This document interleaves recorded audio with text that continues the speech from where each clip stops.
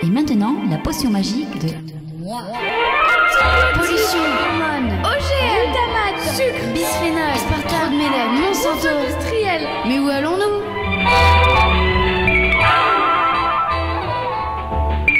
Salut, vous allez peut-être vous demander ce que vient faire une potion sur la radiesthésie dans une chaîne sur la santé naturelle. Eh bien alors, je vous renvoie vers la potion sur l'hypnose.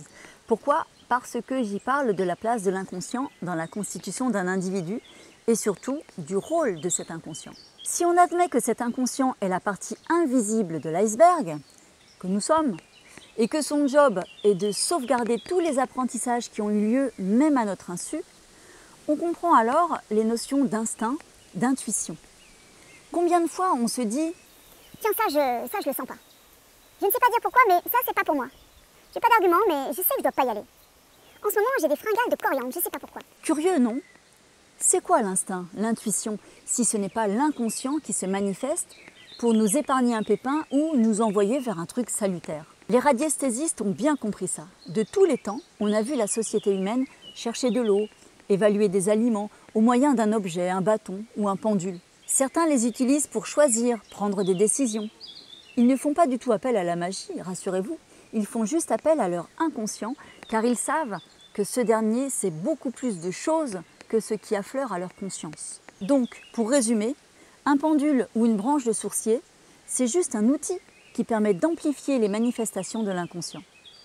Voilà, un pendule, c'est juste un ampli. Alors, puisqu'un pendule, c'est juste un ampli pour inconscient, et comme nous avons tous et toutes un inconscient, ben voilà, tout le monde est capable d'amplifier son inconscient avec un pendule. Il y a juste quelques petites règles à respecter et un peu d'entraînement, beaucoup d'entraînement. D'abord, un pendule, ça n'a rien d'un objet magique. C'est un objet aux compétences physiques. J'en ai un là, un petit poids au bout d'une mince ficelle ou d'une chaînette.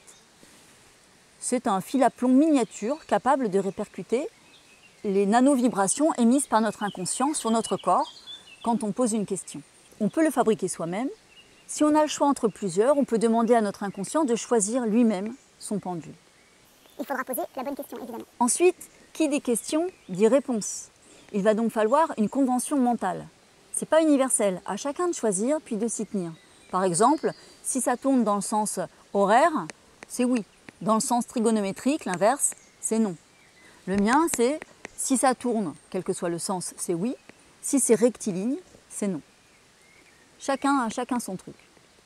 Puis maintenant qu'on sait obtenir un oui et un non, il va falloir apprendre à formuler des questions précises, fermées. Des questions auxquelles on répond par oui ou par non. Là est toute la difficulté.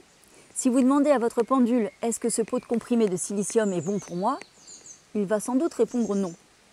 Si vous demandez en revanche « Est-ce que ce comprimé de silicium est bon pour moi aujourd'hui ?», il peut répondre oui. Enfin, pour accéder aux connaissances enfouies, pour tendre la main à l'inconscient et lui permettre de s'approprier ce mode de communication, il va falloir faire l'effort de se concentrer sur la question sans en chercher la réponse, sans l'imaginer, sans en avoir l'idée préconçue.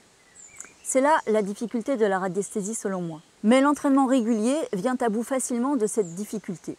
Évidemment, il faut s'entraîner aussi pour que l'inconscient apprenne à lâcher les infos par ce biais. Lui qui est enfermé avec notre mental par-dessus le marché, il va lui falloir un peu de temps et d'exercice pour réaliser qu'il y a un moyen de faire son job de protection, de guide, en respectant juste cette convention. Alors il m'est venu une petite idée en reliant la radiesthésie et mes connaissances en hypnose. Vu que ces deux disciplines ont pour vocation de parlementer avec notre inconscient, j'ai donc décidé de pratiquer la radiesthésie après avoir induit un état de transe hypnotique par les techniques d'auto-hypnose. Voilà, je fais mon petit protocole d'auto-induction, je demande à mon inconscient de bien vouloir répondre aux questions avec la convention mentale, et hop, roule Pedro.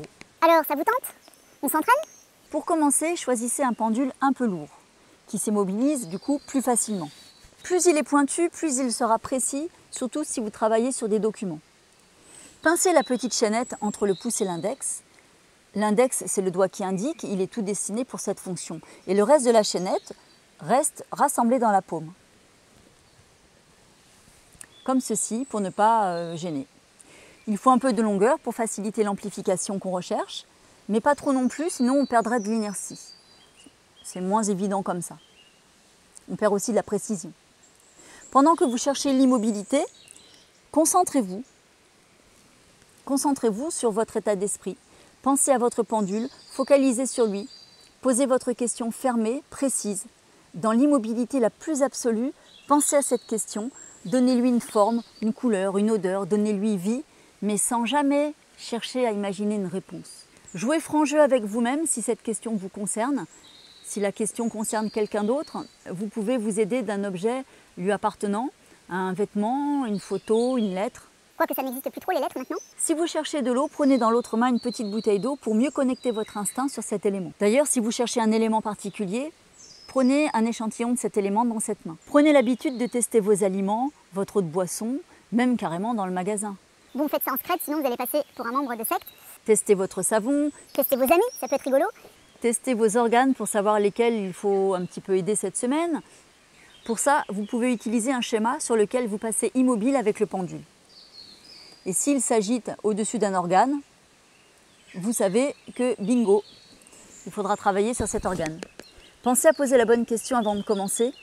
Et pas de panique, si ça tourne, ce n'est pas un cancer, juste une surcharge que vous savez maintenant éliminer en regardant les potions d'avant. Il y a des livrets de planches pour jouer avec son pendule. Je vous mettrai quelques références par écrit en dessous. Allez, c'est parti, on va s'amuser un peu cette fois. Alors, mon cher inconscient que j'aime et que je remercie de me protéger, est-ce que je dois continuer à faire des potions?